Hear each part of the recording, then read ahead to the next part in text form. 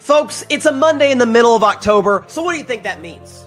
It means we got an absolutely loaded show on tap for you guys tonight. Gonna talk about Lions-Chiefs, the marquee game of Week 6 in the National Football League, why Patrick Mahomes has his mojo back, ladies and gentlemen. Talk about him, talk about the Brian Branch situation. He just got suspended. It was announced by Schefter for a game. Talk about that. Also get into Baker Mayfield, why he is absolutely, without a shadow of a doubt thus far, the MVP of the National Football League. What this man is doing this season is absolutely beyond comprehension based on what the Bucs are missing. Speaking of missing players, let's talk about the Dallas Cowboys later. Dak Prescott is having the best season of his career, and the Cowboys are completely wasting it. Jerry Jones, in particular, has been wasting it. Talk about that. Also get into my Pittsburgh Steelers. All of a sudden, are we going to back our way into the AFC North title? Maybe my expectations have shifted just a little bit on my beloved Steelers. Talk about them later in the show. Reaction to Week 6 around the NFL, and of course, prediction for the double dip of games in Monday Night Football. You got Bills and Falcons, you got Bears and Commanders, two great games. Very excited, very fired up for today's episode of Carving Up Live. So let's drop the beat, baby. Here we go.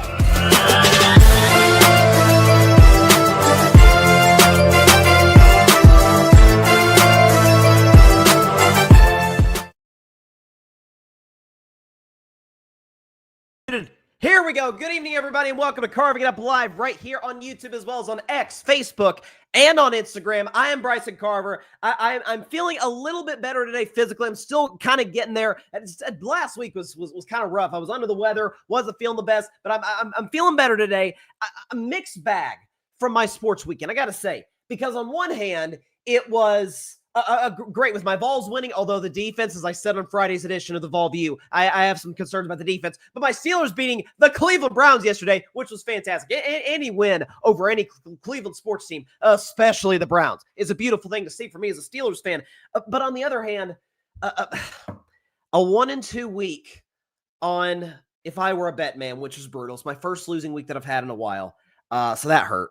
And the fact that Dak Prescott lost a game that he should not have lost, that the Cowboys should not have lost. It certainly wasn't on Dak. I'll talk about that, talk about all of Week 6. If your team played yesterday, I'm talking about it. Let's put it that way. So we'll talk about all those things throughout the course of the show. Recap of Drake May's big-time performance against the Saints. Baker Mayfield, who is absolutely, to me, clearly the MVP of the NFL after his performance against the Niners, about basically the whole Bucs offensive roster. It's unbelievable to see. So let's get started. But first, well, I hope you had fun with the Kermit memes, with the 0-2 stuff, with the you know what? Finally, we are rid, at least for this year, of the Kansas City Chiefs. They're done. They're dead. Let's just wash our hands with them. We'll worry about somebody else in the AFC this year. We'll worry about Buffalo, Baltimore, although Baltimore's now in the toilet, which is a beautiful thing to see as well. We'll worry about the Chargers, anybody but the Chiefs.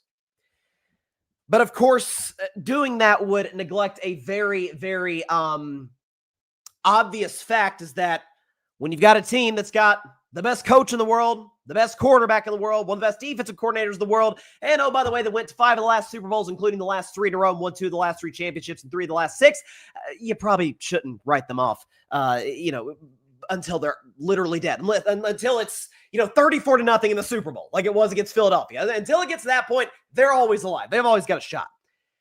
And what is absolutely terrifying about the Kansas City Chiefs, because they beat the Lions last night 30-17. The offensive production, we'll touch on the Brian Branch situation later. The offensive production is not that shocking. We can show you what Mahomes did last night to Detroit. He absolutely, to use the name of the show, carved him up. 4 total touchdowns, 3 passing, 1 rushing, no interceptions, 73% completion, 257 passing, a pass rating of 132.2, and a QBR 0-100 of 81. So he was absolutely sensational last night. That part isn't shocking, because as we knew, once he got Xavier Worthy back, which they did against the Ravens, and what a shocker, the offense has yet to not score 30 at this point in the season, since they've got Xavier Worthy back. Hollywood Brown's out here catching touchdowns. Travis Kelce looks like he's gotten some of his explosiveness back. Maybe an offseason kind of focus more, and this isn't even a knock on Travis's personal life, but focus more on football as opposed to learning choreography at Eras Tour concerts. That's the reality of it. Travis, while he's not the player he used to be, still is showing more juice than he did a season ago. The run game's still non-existent. I still think the Chiefs will probably have to make a move at the deadline. I've had some people come on the show suggest Alvin Kamara. Only time will tell. That part's not shocking. The fact that Mahomes is still obviously the best quarterback in football since he's gotten Xavier Worthy back in the lineup. This is what he's done the last 3 games. He's 2nd in touchdowns, 4th in yards, 9th in rating, and the Chiefs are 5th in terms of points per game scoring, and they get Rashee Rice back this week. So they're back. It's the fact that for 3.5 hours, and I don't know if this is what led to the the altercation afterwards, which we'll touch on, they pushed Detroit around for 60 minutes. This is the biting kneecaps team. This is the team that under Dan Campbell, and I love Dan Campbell. I'm going to give Dan Campbell a lot of love in a few minutes. But this is the team that, as a Steelers fan, but also big-time Lions supporter in the show, as you guys know, since 2023, that I've kind of fallen in love with watching. That they have probably, been for me, the most entertaining watch in the NFL. Not just that they're explosive and fun and they use analytics, but they also punch you in the mouth, offensively and defensively. Not last night. Kansas City's offensive line controlled the line of scrimmage. Mahomes, without his left tackle, Josh Simmons, had all day to throw last night against the Detroit Lions, which, by the way, have Aiden Hutchinson on their defensive line, as we know. And offensively, the Chiefs are winning the line of scrimmage on the first drive of the game, even when Detroit is burning almost 10 minutes off the clock. And there's the controversial, it really wasn't that controversial. We'll touch on that as well. The trick play that got ruled back, it was a touchdown, then it wasn't a touchdown. It was the fact that on 4th and goal, that much to go to the end zone, the Lions said, you know what we're going to do? We're going to throw a pass, a parallel to the line of scrimmage to our immobile quarterback. That's how much Kansas City's working us at the line of scrimmage. We've got David Bleepin Montgomery, and we don't think we can score from that far out, from a foot out, against that Chiefs D line because of how much they're controlling it. And that's saying something because we're talking about, obviously I believe Tate Ratledge and Penei Sewell. You got some dogs on that Lions offensive line. And Chris Jones, who was heavily maligned throughout the week, rightfully so, by the way, that play against Trevor Lawrence, unacceptable effort. He led the charge. Karlaftis, all of these guys were fantastic. But I think something else too, back to the Mahomes front of it, is that, and this is what's terrifying for the rest of the NFL. Because the last few years, the Chiefs have had a good defense. Like it was funny. When Mahomes came into the NFL, he, bam, right off the bat, 50 touchdowns, throwing it all over Arrowhead Stadium. But the Chiefs defense was atrocious. I mean, that Super Bowl he won in 2019, he won in spite of the defense. And even to a degree, 2022, it was kind of like a bend but don't break unit. They'd force turnovers. Really, from 2023 on, they've been an elite defense. Got off to a rough start. Feels like they've kind of gotten back in their footing. Hold the Detroit Lions offense to 17. That's big time.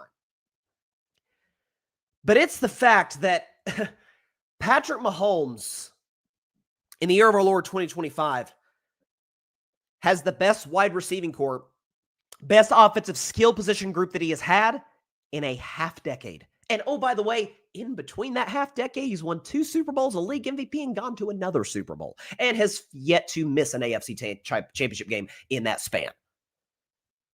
So, with a 2023 receiving corps that could not catch a cold in the regular season, won a championship. 2024, the receiving corps was beat up, the offensive line was beat up, got him to a Super Bowl, and now this year, weathered the storm, got through the 0-2 start, right? Got that really ugly win against the Giants. The Chiefs were missing a bunch of guys. I remember coming in the week saying, Kansas City, just win a football game. Just go in there, win, move on, get healthy.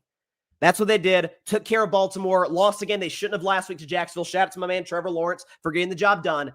And then this week, not just that they dominated the Lions, how they dominated the Lions. Physically dominated the bullies on the block. The we will bite your kneecaps team. That said a lot. And so, and another reason, folks, and I'm a Steelers fan, but I admire dynasties and I hate when they are discounted because of really petty reasons. You know how else the Kansas City Chiefs are back? Are the most feared team in the entire NFL? Oh man, it's the refs. They rigged it for the Chiefs again. I mean, the Jared Goff touchdown, folks. And Terry McCulley, shout out to him, the rules expert for NBC, on the spot called it out. Yeah, that's a completely illegal play. Jared Goff cannot line up under center. If you guys didn't see, it's 4th down and goal at the Chiefs' 1-inch line. Again, why they weren't running with David Montgomery probably shows how much the Chiefs were dominating the line of scrimmage, but you still give it to David Montgomery. Regardless, Jared Goff's lined up from under center, then backs up and is rolling out in motion to the left.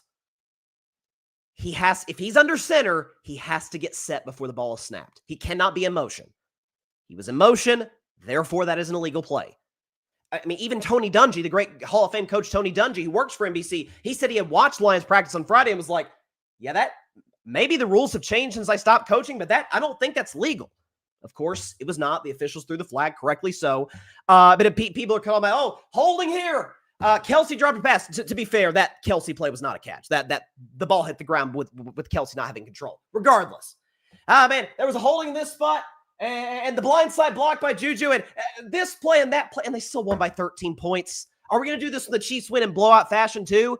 See, last year the whole thing was, they wouldn't have won all these games if it weren't for the refs, because all these games were decided by a field goal or by, in the case of Isaiah Likely, a toe out of the back of the end zone, and this play and a blocked field goal and a field goal that barely went in against the Chargers. And well, last night they dominated the Lions. Last night they smoked them in the second half.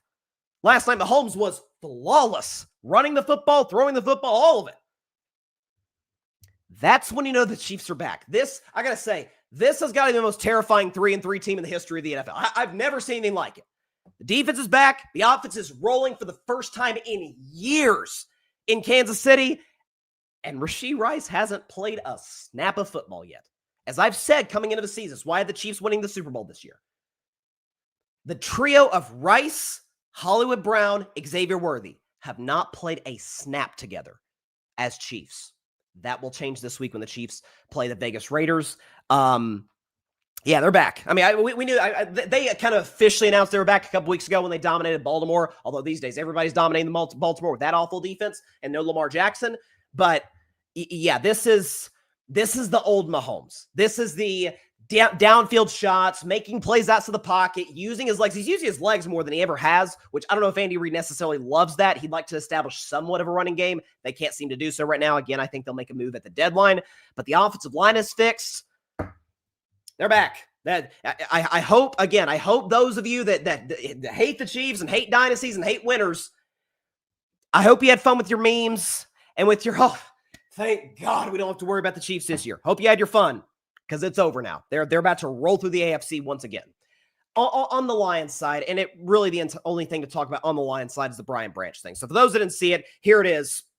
Brian Branch. So after the game, there's Patrick Mahomes. He's trying to shake Brian Branch's hand, and Brian Branch doesn't respond. Mahomes kind of took a minute to respond. They're like, whoa. I think he kind of had some butterflies there. So Brian Branch, it was announced by Adam Schefter about an hour and a half ago that he has been suspended for a game. I'll be honest, before I even talk about the incident itself, just on the suspension, this may sound controversial. I don't think I would have. I definitely would have fined him. That goes without saying. And maybe this is just the Southern boy in me talking. I don't know. There's one reason I would not have suspended him.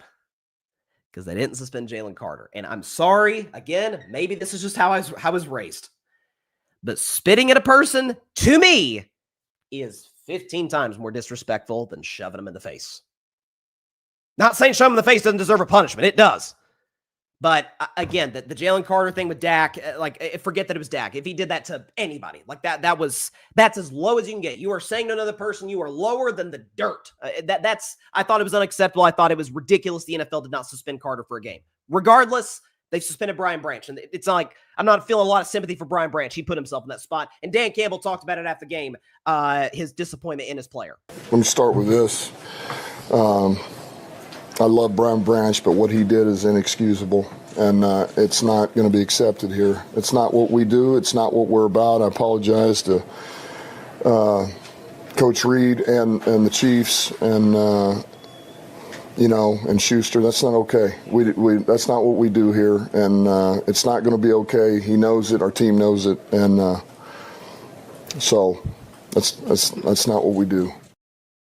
That said a lot about Dan Campbell, because a lot of coaches in that spot would have almost felt obligated to defend their guy. Like, well, because because he wears the team's colors, because he's in this locker room, I really think he screwed up. Like, I'll kind of slap on the wrist, but I'll defend my guy.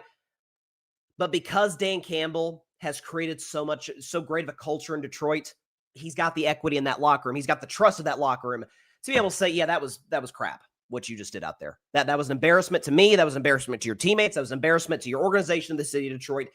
You can't do that. I've seen even Lions fans on social media like, yeah, that was Bush League. And it was.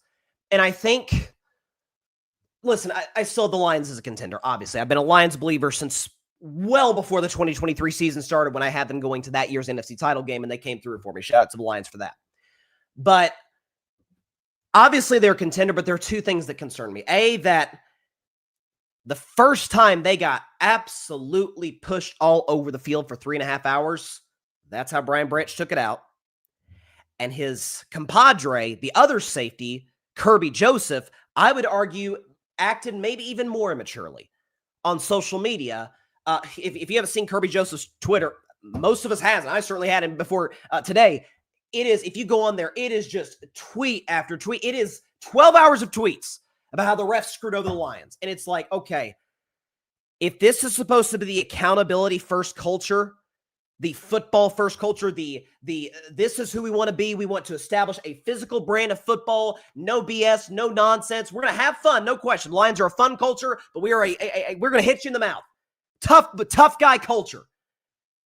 And your two safeties, one's getting into altercations. We're starting altercations that didn't need to be started, obviously. And the other guy's out here blaming refs on social media.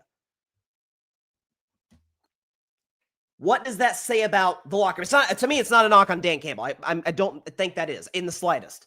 What does that say about the Lions locker room?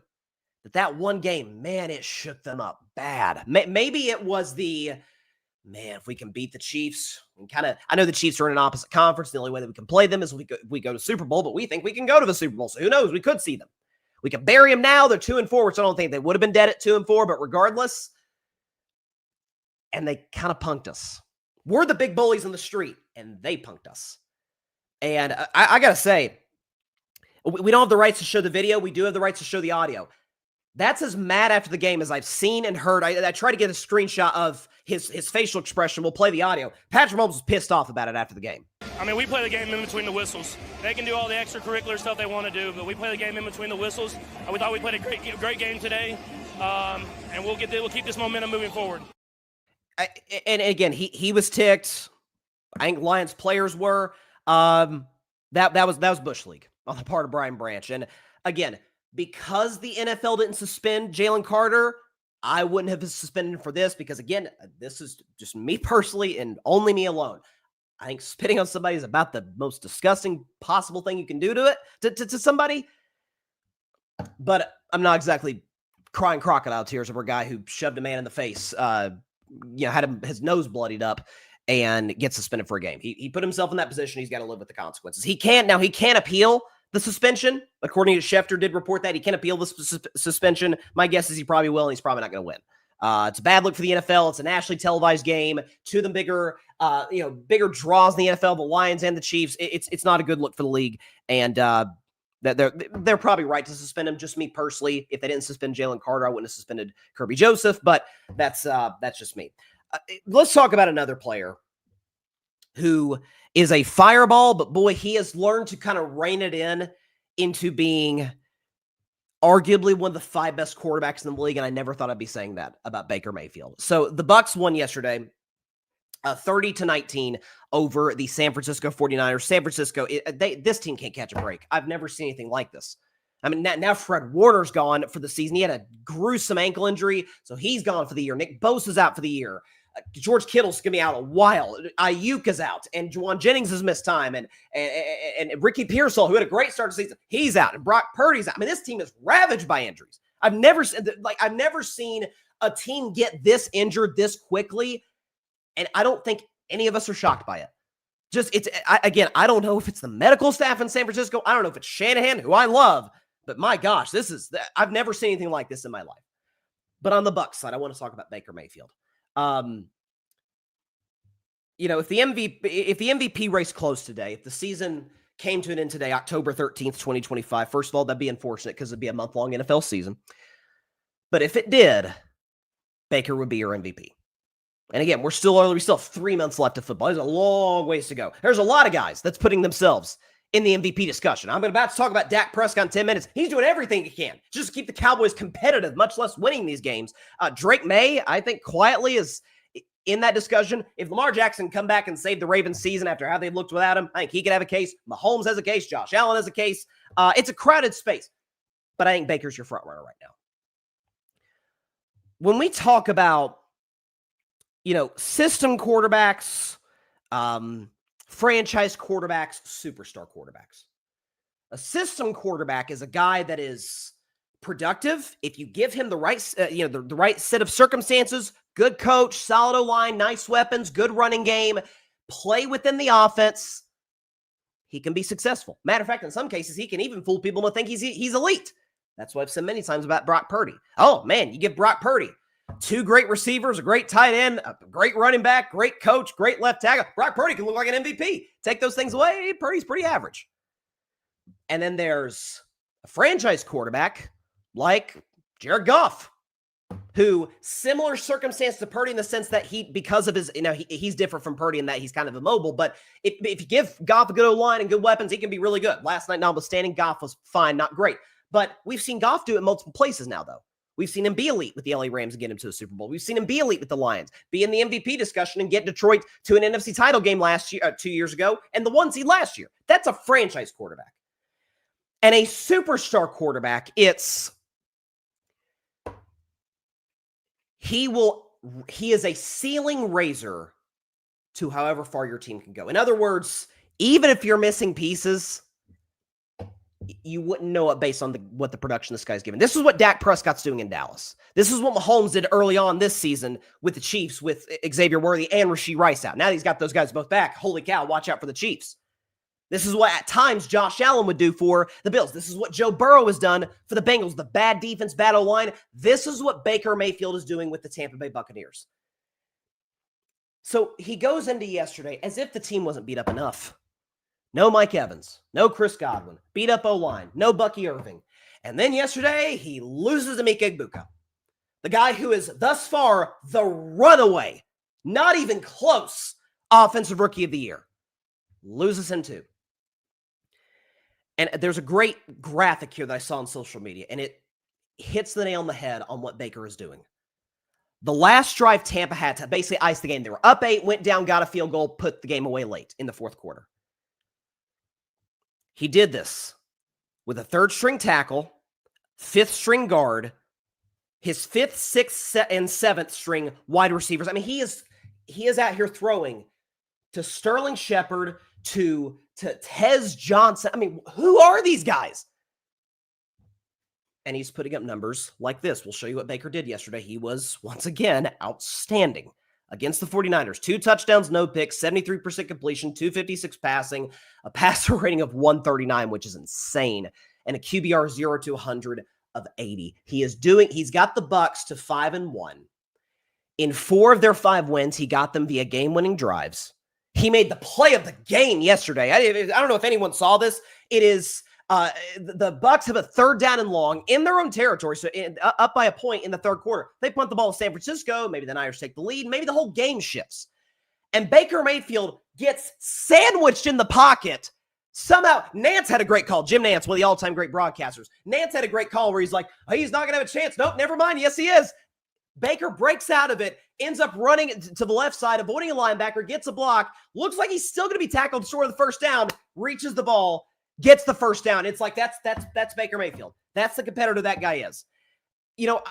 As a early critic of Baker in the first stages of his career, and I don't think all of it, as much as I bash the Cleveland Browns, and rightfully so, they're a garbage franchise. We know that. This is the worst botched franchise QB they've ever had in their history, is losing Baker Mayfield, letting Baker Mayfield go. But some of the stuff that went wrong in Cleveland was on Baker. Immaturity, not taking the best care of his body. It just wasn't the player that he is today. Humbled in Cleveland, really humbled in Carolina. Cup of coffee at the Rams, kind of revitalizes his career briefly. Goes to the Bucs, and obviously the rest is history. He was excellent in 2023, fantastic last year, and he might be the league MVP this year. I thought the Bucs, before the year I had Josh Allen as my MVP. I thought Josh would go back-to-back. That still could happen. And Baker was my runner-up. And the reason I had Baker as a runner-up and potentially he could win the MVP, I thought coming into the season was, oh, you show me the weakness on this offense. O-line is stacked. Bucky Irving had an amazing rookie year, so he's coming back year 2, rejuvenated. And you've got Mike Evans, Chris Godwin, Emeka Egbuka, K-Dot. This offense is loaded. And he's missing basically all of those guys. But really, except for K-Dot. He's missing all of those guys. And the Bucs are 5-1, best record in the NFC, tied for the best record in football with the Indianapolis Colts of all teams. Who'd have seen that coming? And Baker's just getting win after win, making clutch play after clutch play runs. He's in the best shape of his life. He's got some real mobility now. His accuracy has always been excellent, upper echelon of the NFL. It's remarkable what this guy's doing. Absolutely remarkable, and he's your MVP as we sit here today. I thought he'd be MVP in large part because of his own production, but also what he had around him. Well, none of those guys are around him, and he's still giving that production. Unbelievable stuff. So kudos to Baker Mayfield. Kudos to the Bucs. That was impressive win yesterday against San Francisco. And again, as for the Niners, like they're just running out of bodies. I don't know what you want me to say. I've never seen anything like this 6 weeks into a season. So San Francisco's in trouble, no doubt about it. With the number of guys they've lost, getting some of their wide receivers back will help. Ayuk, Pearsall, but Fred Warner coming back, and that sucked to see. Nick Bosa's not coming back. They're running out of guys. There's just no other way around it. But I just can't get over what Baker Mayfield's doing right now. I can't. It's amazing. It's as great of quarterback play as you'll see. I mean, there are guys that might be putting up comparable or better numbers. Again, this is an MVP race that if things hold as they are now, and again, we're only 6 games into the year, and we get to December, January, and some of these guys are still playing as well as they are, this will be a great MVP campaign going down the stretch. But if the season ended today, that'd be a bummer because that'd be a pretty short season. But if it did, Baker's your guy. Baker would be the league MVP. And this is just a classic story of talented guy, went to an awful situation. Jets and Browns are the 2 worst situations to go to as a quarterback in the NFL. It's a place where all young quarterbacks' dreams go to die. But he had his own personal faults, did Baker. And it didn't work out in Cleveland, and it really didn't work out in Carolina. And he looked in the mirror, saw where he fell short, and was able to see, I have the strengths that make me great as a player, as a competitor. I am fiery. I'm a cutthroat guy. Baker still got that. He's just able to harness it in the ways that help his team win football games now. And I give him nothing but love and admiration and credit for that. Kudos to Baker. That's watching him. This is as cool of a comeback story as you'll see in the NFL. And Baker's got a legit case. He's one of the 5 best quarterbacks in the world. What he's doing with nothing around him. Unbelievable stuff. And the Bucs are 5-1 almost entirely because of him. All right, we're going to take a 1-minute break. But when we come back, speaking of quarterbacks that have nothing around them and yet are playing A-plus football, except in this case, their organization is wasting them. Shocker, shocker. Talking about Dak Prescott and the Dallas Cowboys. This is an abomination what's happening right now in Dallas. Talk about this. As well as my Steelers, by the way. Very happy. Got to get this terrible towel put around my neck. Happy with what I'm seeing from my Steelers, and maybe expectations for my team have been adjusted a little bit. Talk about both of those things and more in just 1 minute and Carving Up Live. Don't go anywhere, folks.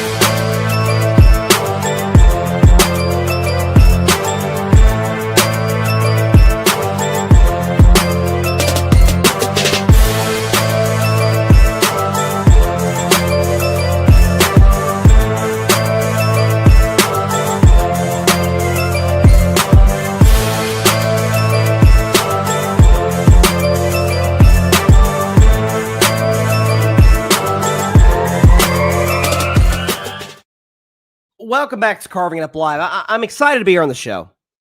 I'm excited to do a Monday reaction. It's days like today that I just long for during the summer when it's just the dog days of the baseball season. NFL training camp hasn't started. The NBA season just ended. There's nothing to talk about. And it's days like today that I'm always very excited to do. let's talk about let's talk about America's team. How about them Cowboys? Yeah!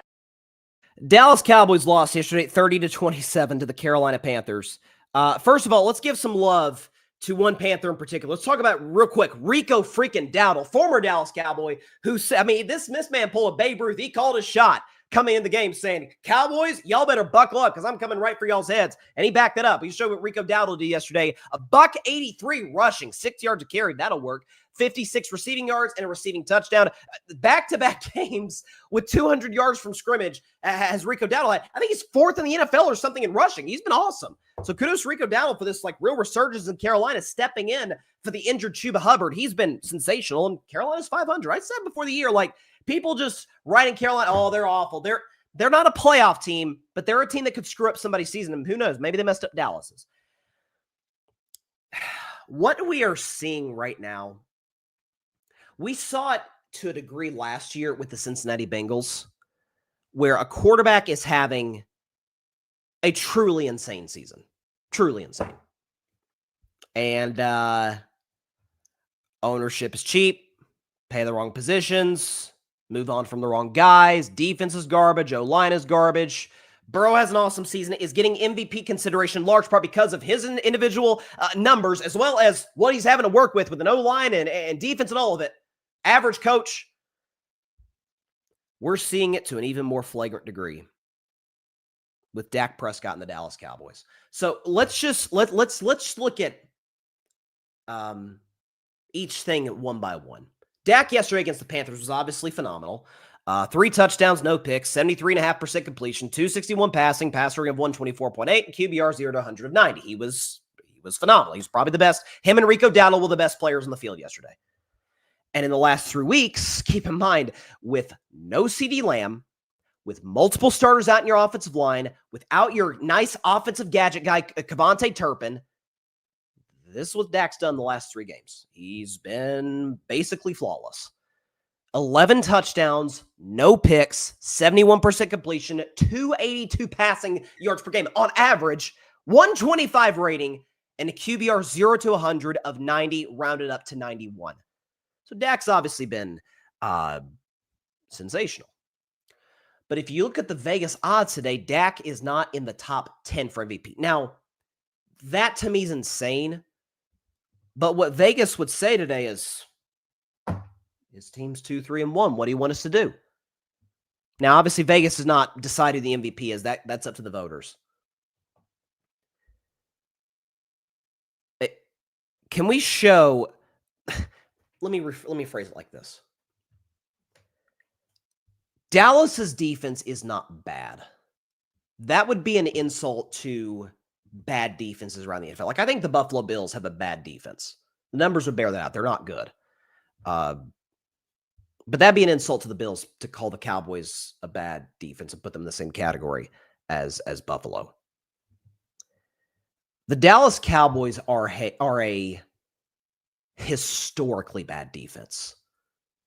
Let's show Dak's numbers this season and then show what the Cowboys defense has done. This season. This is where Dak ranks in these numbers. Dak Prescott is second in touchdown passes. Passer rating, that's a little bit messed up, but Dak's in the top 2 in passer rating, or top 5 in the passer rating. I apologize for that. Second touchdown passes, 4th completion, 2nd pass yards. Passer rating is of a top 5 QBR. He is in 2nd. Sorry for the little typo on the passer rating. So Dak has obviously been flawless this year. Here's the Cowboys defense. I mean, this is unimaginably bad. 31st in points per game allowed. Last in yards per game allowed.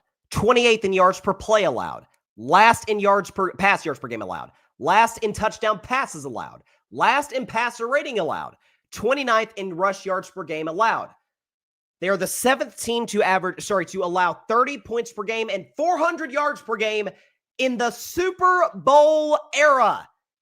For those wondering, we're about to play the 60th Super Bowl this year. So the last half century plus, 7th team are this year's Dallas Cowboys to give up 30 points per game and over 400 yards per game. And Todd Archer came out with a great stat that shows just how much the Cowboys are wasting Dak. Can we put up Todd Archer's tweet from yesterday? Because it kind of puts it into context.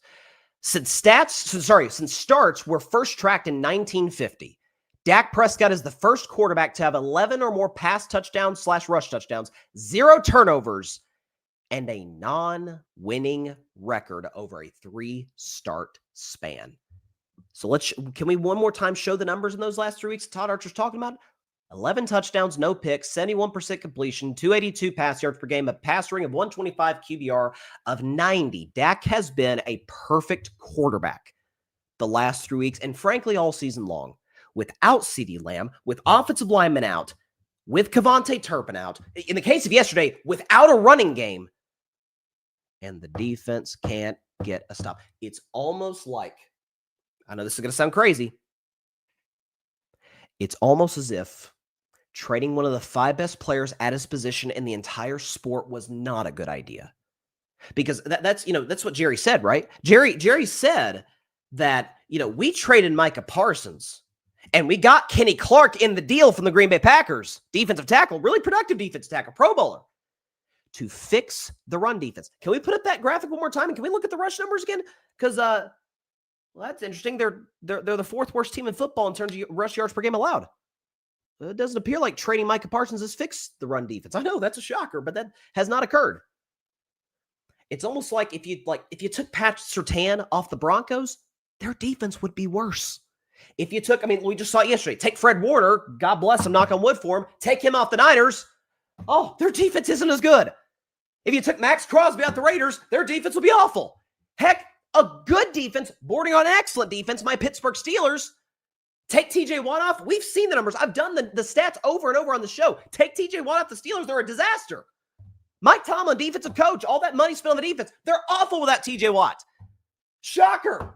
Dallas trades Micah Parsons. Dallas trades a guy who we can show you what he was in his career in Dallas. 5th in sacks, tied for 5th in tackles for loss, 2nd pass rush grade, 2nd pass rush win rate, 1st, numero uno in the NFL in pressure rate. Almost like trading that guy would actually make your defense significantly worse. And as a result, you are wasting one of the greatest quarterback seasons in the history of your storied franchise. Ever. Dak's top 10. I thought Dak couldn't surpass 2023. At least he had CeeDee Lamb in 2023. At least the defense had Micah Parsons in 2023. For now, Lamb's out with injury. Now, George Pickens, to his credit, stepped up. George Pickens has been, aside from Dak, the one bright spot in the Cowboys offense. But yesterday, couldn't run the football. And I've given Brian Schottenheimer love on the show, and will continue to if his coaching performance has been what it's been over the course of the season. But the heck was the play call on that last drive, man. 3 passes behind the line of scrimmage. Let Dak air it out. Let Dak cook.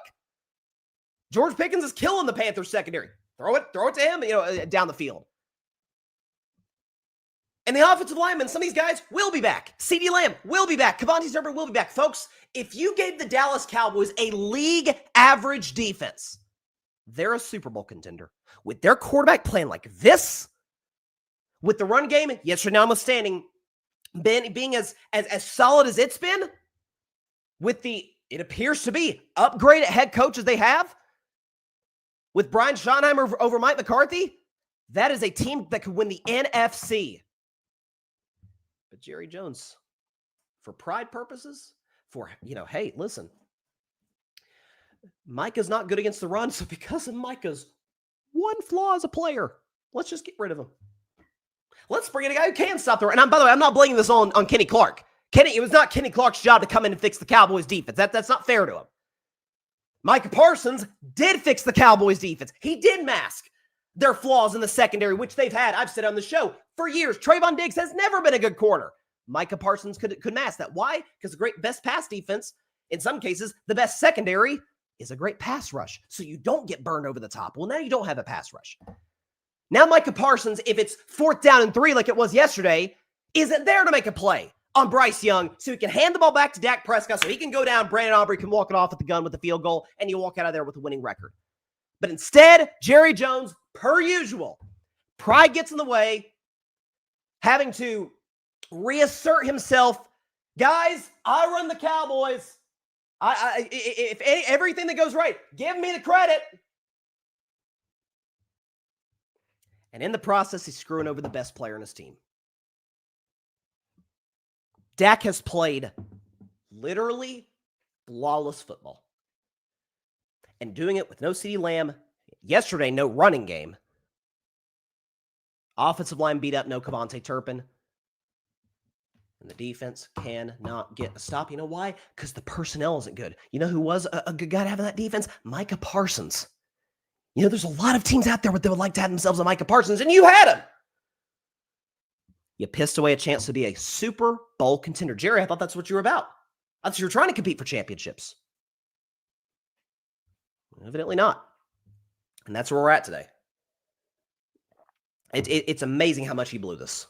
But that's the Jerry Jones way. And that's what the Cowboys are going to continue to be mired in mediocrity for the rest of that man's life and probably that of his son. Because Steven might actually be worse than Jerry. Yeah, it's humiliating. So let's get off that for a second. And let's talk about a team that did win yesterday, a team that's been winning. Let's talk about my beloved Pittsburgh Steelers. Get this terrible towel on my shoulder. Here we go. Feeling good about myself today. So of course, Victory Monday for the Steelers. Therefore, it is a black and yellow Victory Monday, baby. Black and yellow, black and yellow, black and yellow, black and yellow. Yes, indeed, the Pittsburgh Steelers got a W over the hated, and I do mean hated in a football context, of course. I don't hate anybody in a real life sense, but in football context is different. The hated Cleveland Browns, 23-9 yesterday. And, watching that throughout, so the Steelers don't get a touchdown the first half. They're moving the ball well on a darn good Cleveland defense, a great Cleveland defensive line. If you look at some of these second and third level numbers, Cleveland might have one of, if not the best D-line in football. Having Myles Garrett obviously helps that, but their personnel's good up front. But they're moving the ball. Boswell's making his kicks. It's like, okay, is this going to be like a yet another kind of classic Steelers-Browns game? Low scoring. It's closer than I feel like it should be. That's partly why I took the Browns plus 6.5, because both defenses are great, and I have some concerns about both offenses. And then in the second half, folks, credit where it is due. Aaron Rodgers was excellent, and we can show you Aaron's numbers over the course of that game yesterday. Again, playing within the offense, he's done his job. 2 touchdowns, no picks, no turnovers, 70% completion, 200 passing yards. I actually should say 235 passing yards. I apologize. But a 115 passer rating and a 64 QBR. Again, 235, that should say, rather than 200 for Aaron Rodgers passer rating. In terms of passing yards yesterday. He was efficient. The Steelers' run game went for 100. I thought it was solid. Jalen Warren breaking tackles, getting him out in space. Arthur Smith has called a good game. And as I sit here today with the Steelers 4-1, and we know this is the easy part of their schedule. The Steelers wanted to do anything this year. They had to take care of this first part of the season, where it was Jets, Patriots. Clearly now that looks like a pretty good win. Again, we kind of stole that one from New England. Hey, you can't never apologize for a win in the NFL. But it's the Browns and the Vikings with their quarterback topsy-turviness, if you will. You had to take care of this part of the schedule. But now you look up and you say, okay, short week on the road in Cincinnati this Thursday. You get a win over the Bengals. You're 5-1. At this point, with the AFC North, if you take out the Steelers being the worst division in football, it's awful. We knew the Browns would be bad coming into the season. That went without saying. But the Ravens with no Lamar Jackson and a god-awful defense. Here they sit at 1-5. They mustered 3 points against the Rams yesterday. And the Bengals have lost 4 games in a row. Hopefully after Thursday, it'll be 5 in a row. And even if it is 5 in a row, they'll be in second place at 2-5. In other words, the Steelers can create some real distance in the AFC North. At this particular moment in time, I expect, as a Steelers fan, for us to win the AFC North and have a home playoff game at Acrisure Stadium. At this point, I think that is, for every single Pittsburgh Steelers fan, that is a reasonable expectation to have.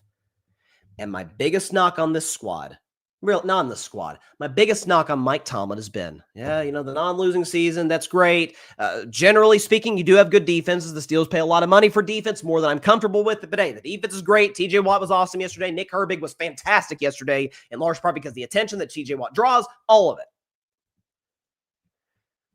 Is it too much to ask? Can you win a playoff game? Can you win a playoff game? That's all I'm asking. Well, take care of business. If Aaron Rodgers continues to be efficient, play within the offense, do his job,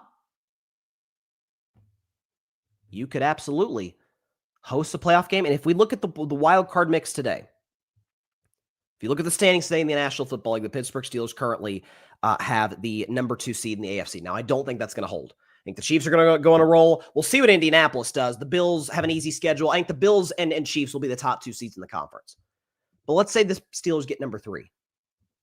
That would give them a matchup against the Denver Broncos. They could also play the Patriots, the Jaguars, the Texans, any of those squads. You should win a home game against one of those teams. Bo Nix is still young. Denver's got a great defense. Offense, we saw it yesterday against the Jets. Yikes. There's a lot to work on in Denver on that side of the ball. There's a long season, so we'll see what they look like come January should they get in the postseason. But the Steelers' defense has found its way. Got off to a bad start early in the season. They were awful against the Jets. Looking back now, that game, how did Justin Fields look that good against us? That was rough. Week 2, Seattle, who looks excellent today, carved us up. Sam Darnold had a great game against us. And since then, Patriots had 14 points. They kind of pissed away 2 more touchdowns at the goal line. But regardless, good win against the Patriots. Pretty much shut down Minnesota's offense for the majority of that game 2 weeks ago in Ireland. And then yesterday against the Cleveland Browns, albeit not a very good offense, but you held them to 9. You held them to single digits. You did your job. You did what you were supposed to do. Now the question is, moving forward, Bengals don't have a good offense. It's Jamar Chase, and that's it. The Packers do. The Colts do. Chargers do. Going forward in the season, the Bills, the Lions. Who knows if Lamar Jackson will be back for one or both of those Ravens games. He brings them a new dynamic, as we all know. But I'm telling you, with the padding that the Steelers have gotten, taking care of business, winning the games as they're supposed to, that's huge. And you've gotten not 1, but 2 breaks. Burrow's out and Lamar's out. Burrow's out for maybe the rest of the year. Lamar could come back soon and after the Ravens bye next week. You should win the AFC North. And a lot of that is because, again, credit where it is due. Aaron Rodgers has played quite well. Passer rating is well over 100. Touchdown to interception ratio is good. He's been, I don't want to say crazy accurate. He's missed a couple of layups that prime Aaron Rodgers wouldn't have missed. But again, he's 41. Like he's going to miss those. The mobility still is a concern. But the offensive line has been better lately. And that's saying something given the D-line they just faced in Cleveland with Myles freaking Garrett yesterday. Myles Garrett never got to Aaron Rodgers. A lot of that credit goes to Aaron, to Arthur Smith. They ran the football relatively well given who they were facing. No Calvin Austin, so they didn't have a number 2 receiver outside of DK Metcalf, or at least next to DK Metcalf, who's been worth every penny, which I thought he'd be when the Steelers brought him in from Seattle. Should win the AFC North. And if you do, then the question is if you can win a playoff game. And I'll say this, and I told a buddy of mine this yesterday. As a matter of fact, I'll name drop him because he's been on the show. Alfred Parsard Jr., big Jets fan, dear friend of mine. And he thought Aaron would work in Pittsburgh from the jump.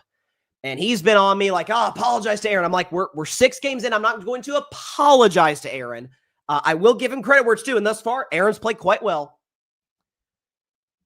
But if the Pittsburgh Steelers win the division, host a playoff game, and they, for the first time in a decade, win a playoff game, I'm giving nothing but love and adoration to one Aaron Rodgers.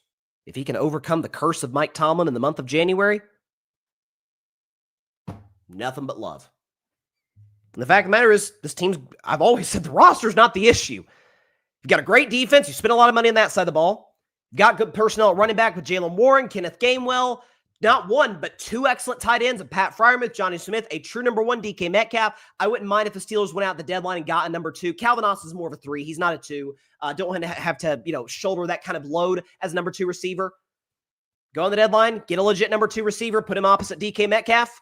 And if Aaron Rodgers can play efficient football, play kind of in that game manager type of role, don't turn the football over, you can win a playoff game. That's where I'm at. I'm a happy Steelers fan today. I'm not going to lie. This is the best I've felt about this team in a while. I really am. I thought that game yesterday would be closer than it was because it's 2 great defenses, because of the divisional familiarity. Again, if folks are kind of looking up like, Dylan Gabriel, who I don't think is a long-term NFL quarterback, but Dylan Gabriel's bad. Dylan Gabriel couldn't catch a break yesterday in terms of David Njoku couldn't catch a cold.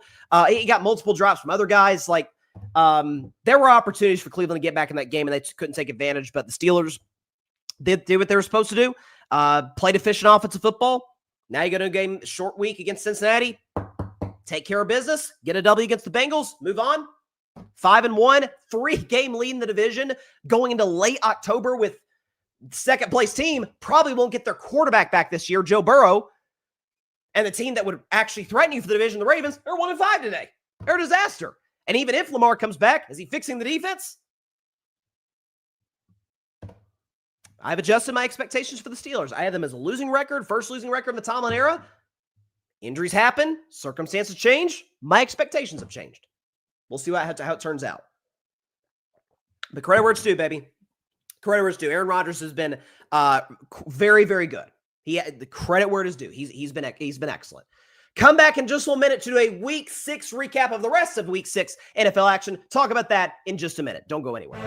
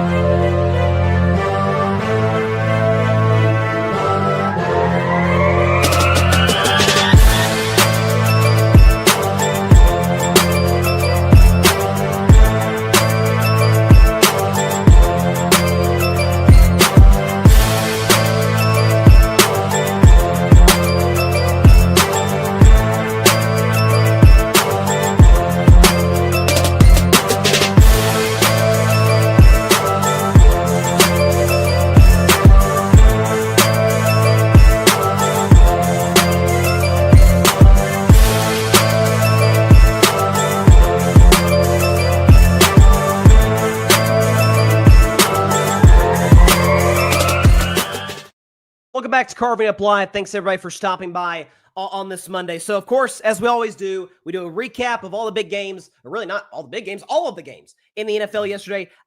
I'll say this. Keep it real on this show. Compared to the first month of the season, not quite as exciting as some of the games as we've seen recently in the NFL. Like the great thing about, especially the early part of the regular season, excuse me, when there's always the teams we think will be good, get off to a rough start. The teams we didn't think would be good, get off to a hot start. And will that team sustain it? Will the good teams we thought would be good, can they get back on their feet? All of it. And in that mix, especially if you're on the East Coast, 1 o'clock time window, those 4 or 5 games that are decided by the final 2 minutes, it's pure cinema. It's why Red Zone. I don't watch Red Zone, but it's why Red Zone's so popular.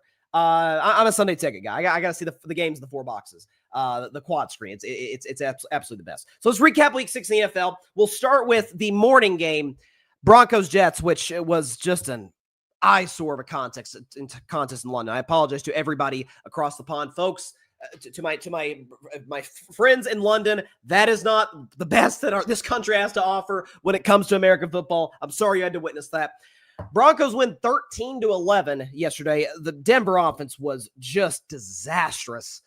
Couldn't run the football effectively. Some credit does go to the Jets defense, but Bo Nix struggled at times with accuracy. They couldn't sustain drives. Again, Sean Payton's happy because they got out of there with the W, but who does Denver have next week? They've got the New York Giants, and that game is in Denver. Giants are coming off of extra rest, but this Broncos offense has just been a roller coaster this year. Think about it last week against Philadelphia. Garbage for 3 quarters, turn on the 4th, and all of a sudden you feel like you got a new Broncos team, and then they score 13 against maybe the worst team in football, the Jets. So as for New York, this is amazing. -10 net yards passing by the New York Jets and Justin Fields. This is, and that the end of the first half, I want Aaron, folks, I've said it so many times on the show. I want Aaron Glenn to work so bad. I do. I want him to work as a head coach.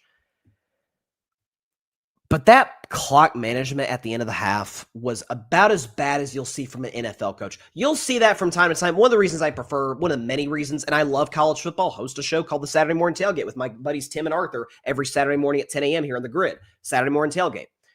But one of the many reasons I'll always prefer the NFL over college is just some of the basic stuff. is the fact that if we get on NFL coaches for clock management, it's not as bad as college in that regard. Like you'll see guys just bungle a situation, where a team is out their team is out in the field and play clock, all of it. That's what Aaron Glenn pulled yesterday. That was a college football coach error. That was you weren't aware. Maybe you didn't believe in Justin Fields. That sends a bad message to your team? It was awful. The Jets are now 0-6. Who do they have next week? They've got Carolina. They're not going to win that game. Carolina's playing good football right now, so I expect the Panthers to go into the Meadowlands and beat the Jets. This is a disaster. Again, I want to root for Aaron Glenn. I am rooting for Aaron Glenn because I like him a lot as a guy. I thought he did a great job in Detroit, but God, this is bad. I know the Jets' personnel is bad, but you can tell when a team is poorly coached, when they don't do the little things right, when they're committing stupid penalties, when they're missing assignments, when they're bungling the clock, and that's what the Jets are doing. So we are a month and a half into the season. The Jets are the last team who have yet to get their first win. Chargers-Dolphins ended up being way more exciting than it looked like it was going to be. So Tua had a dreadful game over the course of this one. Dolphins end up taking the lead. Justin Herbert gets the ball late, Baker Mayfield had the best quarterback play yesterday when he broke out of the sack, ended up running for first down. Justin Herbert was number 2, and it was even more clutch than Baker because it was the final minute of the game. Breaks out of the sack, literally has the ball in his left hand. He's a right-handed quarterback, obviously. Puts in his right, throws a pass to Lam McConkey, who takes the ball into field goal range, and Dicker, the kicker, wins it for the Chargers. Yeah, that's a classic kind of, and I said this coming in. I said that this is guys, we're beat up. Just Jim Harbaugh saying, guys, no Khalil Mack. Both our tackles are out. Our top 2 running backs are out. Let's just go into Miami and let's just get a W and stack wins. Let's get as many of these guys back as we possibly can. Let's get Joe Alt and Khalil Mack back from injury. Hopefully at some point Amari Hampton will be back from injury. But that was a survive and advance type of game for the LA Chargers, who have the Colts, by the way, this Sunday. That'll be a fun game. Oh my gosh. Can't wait to see that one. And for the Dolphins, we'll talk about the Titans. Brian Callahan lost his job. Mike McDaniel can't be too far behind. It's just not working. They're a soft team. They've been a soft team since he took over. Defense is just awful. And the offense, Tua's a limited quarterback. Like, we know that. And Tua had a comment after the game about leadership, and we got a better leadership. Like, well, you're a quarterback. You're a quarterback. You have some say over that, dude. It's not the best look. The best leaders in the NFL are never banging guys for leadership. That's not what they're doing. Patriots over the Saints 25-19. Guys, Drake May's balling. Can we show Drake May's numbers this year? 10 touchdowns, 2 picks, 5-to-1 TD-INT ratio. You'll take that any day of the week. 73% completion, 253 pass yards per game, pass rating of 112, and a QBR 0-100 of 72. This guy's starting to figure it out. He really, really is the velocity. He's never gotten credit for how well he moves. Again, I know us white guys aren't generally that athletic. Drake May is one of the exceptions. Bo Nix is an exception. Josh Allen, okay? Steve Young back in the day. But in all seriousness, though, Drake May's balling. The deep ball to Pop Douglas, in that game against the Saints, just putting a ton of air on it. The accuracy's there, which wasn't really the case a year ago. He's not turning the ball over that he was a year ago. And again, a lot of this is Drake May was dropped into about as bad of a situation as you could be in a season ago. First-year head coach Jerome Mayo. Again, love Jerome Mayo because he's evolved, but it didn't work whatsoever. O-line was awful. Receiving core was the worst in the NFL. And now Vrabel comes in. Now you have a legit receiving core. You got Stephon Diggs and Pop Douglas and Keyshawn Butte and these guys. A pretty deep running back room. And they've upgraded the offensive line. They've addressed it in the draft. And the defense is playing good football. And you look at the New England Patriots today, you look at Mike Vrabel today, I've said Kyle Shanahan is my coach of the year, and I still maintain that. What Shanahan getting this team to 4-2 is nothing short of a miracle. It is a miracle what the Niners are doing. Vrabel, to me, is on his tail. It's probably Shanahan, Vrabel, and Shane Steichen would be my top 3 for coach of the year. We'll talk about the Colts, obviously, in a second. But, by the way, how about a victory lap for Mike Vrabel? I mean, the Patriots' next game is on the road in Nashville against the Tennessee Titans, Vrabel's old team, who they fired for reasons that I don't think any of us were quite sure of. And they just fired Brian Callahan after Brian Callahan went 4-19 as a head coach. So Vrabel gets to run a victory lap there, to say the very least. So great win for the Patriots. And given how easy their schedule is, it's hard to, the next few games, we've got Titans, Browns. They should win both of those. Gets a little tough. Falcons, Bucks. Then it's Jets, Bengals, Giants. You got the Jets again and the Dolphins. There's no reason this team should not win 10 games, 11 games, and make the playoffs. The way this quarterback is playing, the way this kid is figuring out, we always talk about that year 2 leap. My buddy Tim Barnard has been talking about in the Boston Sports Summit, and be sure to check out his show On the Grid. He's making it. He really, really is. So kudos to Drake May and the New England Patriots and Mike Vrabel, who's done an unbelievable job. Shocker. Fire a great coach. If you're the Titans and your organization gets worse, and kind of fell right into the lap of the New England Patriots. So they're very happy about that. Rams beat the Ravens. This was the only if I were a Batman game that did hit. -7.5. It was bound to happen. That was ugly first half for the Rams. Puka Nacua went down, and according to reports, he might miss some time with that ankle injury, which obviously hurts this offense. But it felt like LA, and again, some of this is West Coast team playing a game that their time would be 10 a.m., so it's a weird sort of adjustment. The weather was kind of lousy in Baltimore, and let's be honest, the Ravens are a bad football team. The Rams underestimated them. They did. It was a 3-3 first half. Turnovers kind of kept the Rams in the game. It was a disaster, and so offense stepped up. Stafford did his thing. They still gave the Ravens multiple opportunities to come back and at least make it interesting. And I said this about Baltimore. I swear to God, I said it coming into the season, that if something were to happen to Lamar Jackson, he were to miss time, Cooper Rush is a really, really good backup. He makes no sense for the Ravens offensively. Tyler Huntley does. And you saw Tyler Huntley gave this offense a little bit of juice, a little bit of a spark, got them to scoring territory, late in the game, gave them a chance to make it interesting. Yeah, the Ravens are in trouble. The bye week couldn't come at a better time for this bunch. They then have a home game against the Chicago Bears in a couple of weeks. Lamar should be back for that game, according to reports, but boy, they're in trouble. I'm loving it as a Steelers fan. I'm loving it. Let's run away with this AFC North. Let's take it from the Baltimore Ravens. I'd love to see it. And as for the Rams, again, ugly game, but you don't apologize for wins in the NFL. This isn't college football where you get awarded on style points. Come in, get a W, let's go home. And a big-time kind of not feel good about yourself win because they only scored 17 points, but a way to kind of get the bad taste out of their mouth that's been lingering for the last 10 days prior to that for the game they should not have lost to the San Francisco 49ers. So Rams get the W. Colts get a close W, a surprisingly close W over the Cardinals, who had to start Jacoby Brissett. Kyler Murray, I think, was dealing with some sort of, I know he was potentially concussed, was dealing with some sort of injury beyond that. He was not healthy. And the Daniel Jones story is unbelievable to watch. I mean, again, the talent he's got around him does get a little bit overshadowed because of how shocking Daniel Jones' play has been. But you've got Jonathan Taylor, and you've got Tyler Warren. You've got some excellent Michael Pittman, legit, receiving talents and a good running back and a good offensive line, by the way. And Steichen's an excellent play caller. But this is unbelievable to watch. The accuracy is off the charts. The deep ball is cooking for the Colts. The fact, again, a lot of that has to do with Jonathan Taylor. When you have to worry about Jonathan Taylor gash you, he could break a big run any second. You got to kind of, worry about that and stack the box to a degree so that Daniel Jones can be able to hit you over the top of some of these deep threats. That is unbelievable to watch. Kudos to the Colts, tied with the Tampa Bay Bucs for the best record in football. Indianapolis, big game against the Chargers this week. I'm as excited for that game as any in Week 7. That's going to be a fun one. Seahawks beat the Jaguars. This was tough to see for my guy, Trevor Lawrence. He didn't get a lot of help on some drops. Brian Thomas had a brutal drop late in the game that would have given the Jags a chance to extend a game-tying drive, a potential game-tying drive. But Sam Darnold was great. Jackson Smith-Njigba is... There are folks arguing if he's the best receiver. That's a bit premature because Justin Jefferson, Jamar Chase still exist and they're still in their prime. I think this kid's a top 5 receiver in the game. Like it's Jefferson, Chase. I still think CeeDee Lamb's in that category.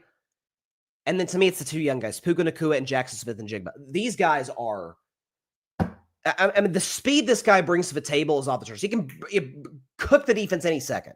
Route running's off the charts. And as my guy Arthur Hurst would say, people talk about LSU being wide receiver U. It's time to talk about Ohio State. You got Mika Igbukah, Garrett Wilson, Jackson Smith-Njigba. You got some dudes. Jeremiah Smith in the future, obviously. But how many receiving yards does Smith-Njigba? 8 catches for 162. He hit him with the long ball. I think it was from 61 yards out. Just unbelievable stuff. And the Seahawks team is one of those teams that is quietly really, really good. They kind of should be 6-0 today, if we're going to be honest. The fumble off of the offensive lineman's butt by Darnold against the 49ers in week 1. the game last week when they couldn't stop Tampa. Now, some of that you give credit to Baker Mayfield, obviously, but they couldn't stop Tampa last week. The Seahawks very well could be 6-0 today. That is a real legit player in the NFC that nobody's talking about, and they should. Darnold's playing great ball, and Jackson's been in Jigba. I said coming into the season, this was going to be his opportunity to prove if he was a true number one. DK Metcalf gone. Tyler Lockett was an older player gone. Boy, he has stepped up. He's been awesome. And so kudos to the Seahawks. Talked about Cowboys, Panthers. Raiders beat the Titans. The big story coming out of this game is the fact that Brian Callahan was fired today by the Titans. There was a legit argument that could be made that he was the worst coach in football. Game management was awful. Didn't appear to manage player relationships in game that well. We saw an incident last year with him and Will Levis, who I know is insufferable at times, but still, you don't want your coach doing that. He's losing the locker room. Cam Ward's cussing after games. It's the Titans are a mess. Personnel is a problem in Tennessee, no question, but they've got some guys on that defense. Jeffrey Simmons, they've got some guys.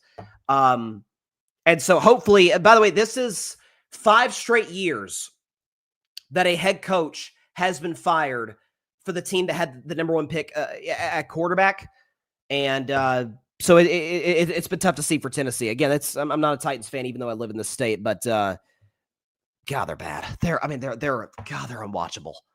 And Brian Callahan ends his brief Titans career with a 4-19 record. Safe to say they did not upgrade from Mike Vrabel. I think there's no surprise there. Talked about Niners, Bucks, Bengals, Packers. Last game we'll talk about, and then I'll predict the 2 games tonight. One of them kicks off in literally like 10 minutes. I don't know what's up with Green Bay's offense. I really don't. There are moments where they look truly unstoppable. The deep balls work with Jordan Love. I will say Matthew Golden, who I loved coming out of Texas, loved him coming out of this past draft. And I thought Green Bay got a steal in taking him in late first round. He's really stepping up. He's getting more opportunities, especially, again, with some of the injuries the Packers have at wide receiver. Josh Jacobs ran the football effectively. But they go through these lulls of, again, I theorized in the first 2 weeks against Detroit and against Washington, where they won both of those games in dominant fashion, that it's, okay, Green Bay builds a lead. Now they're just going to sit on the clock and run Josh Jacobs to death. Not really. I mean, they had a double-digit lead throughout most of this game against the Bengals, that they controlled this game really from start to finish, generally. But there were times where they're not generating much of the run game. Jordan Love appears to be off, missing some throws. It's weird. They scored 27. The Bengals are obviously an awful defense.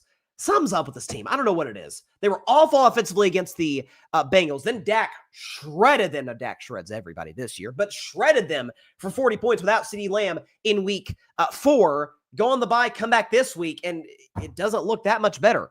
So, again, you never apologize for winning the NFL. The Packers didn't look all that good doing it. So, there you go. All right. I got two games tonight. Before we get out of here, let's get the background music going. Okay, double dip.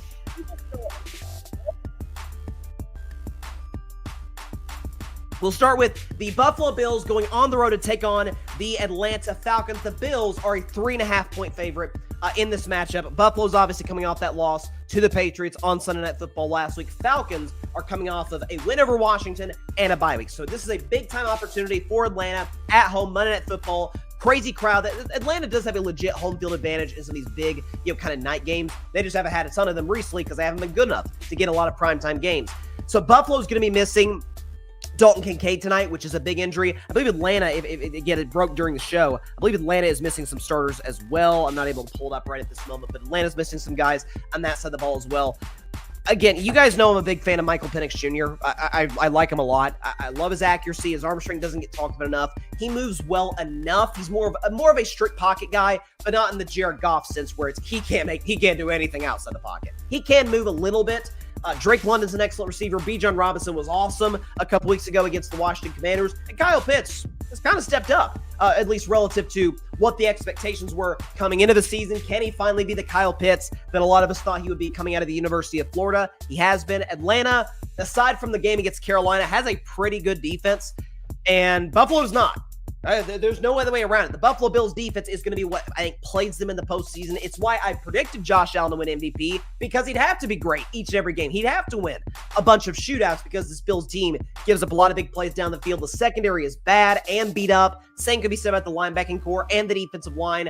Atlanta plus 3.5 to me is the play. I'm going to go with the Bills to win a close one, 27-24. An Atlanta win here would not shock me in the slightest, but I'll go with the Bills 27-24. Good kind of bounce back win.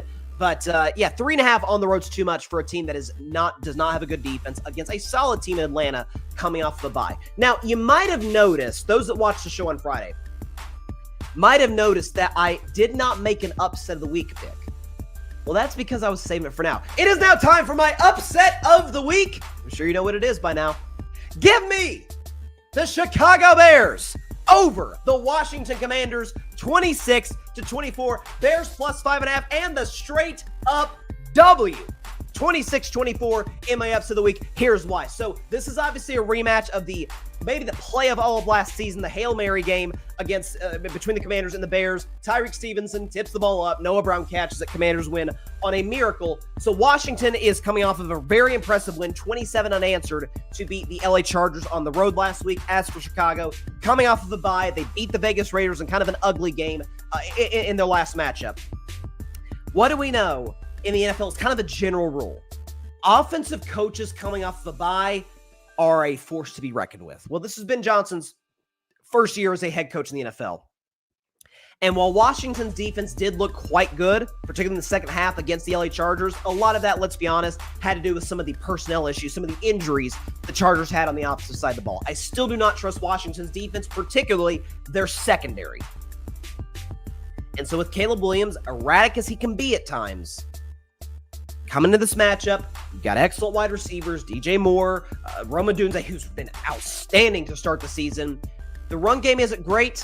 This is, to me, going to be the first opportunity for Caleb Williams to kind of put on his big boy pants and say, hey, I'm a legit franchise quarterback in the NFL with the potential, with the talent, to be a superstar quarterback in the future. And Ben Johnson and my weapons can help me develop into that. So on the road, revenge situation, upset of the week, Bears, da Bears, over the Washington Commanders, 26-24. That is my upset of the week. I've gotten 3 straight right. All right, three straight weeks. I've gotten the upset of the week correct. Hopefully I can get a 4th straight. And with that, that is all the time we have for today's show. Appreciate everybody stopping by. As always, be sure to catch Carving It Up on Wednesday at 6 p.m. Eastern, 3 p.m. Pacific time, right here on YouTube, as well as on X, Facebook, and on Instagram. Thanks, everybody, for stopping by on this Monday. Be sure to go subscribe to the Grid Network. That is GRYD, the Grid Podcast Network, right here on YouTube, as well as any and everywhere that you get your favorite podcast. Check out our amazing content creators. Also, check out this Saturday, the Saturday Morning Tailgate Podcast, live on the Grid at 10 a.m. Eastern, 7 a.m. Pacific time. Myself, Tim Barnard, Arthur Hurst, we will get you kicked off for your college football Saturday. Had a great show over the weekend, had a lot of fun with those guys, and look forward to doing another one this Saturday. We'll see you guys on Wednesday. Have a great week. Be safe out there. God bless y'all. Peace out. Maybe the Steelers are back after all. Thanks so much for watching the show on YouTube, and be sure to go click that big red subscribe button and check out the other clips and full shows from Carving It Up Live, as well as our other incredible content creators here on the Grid Network.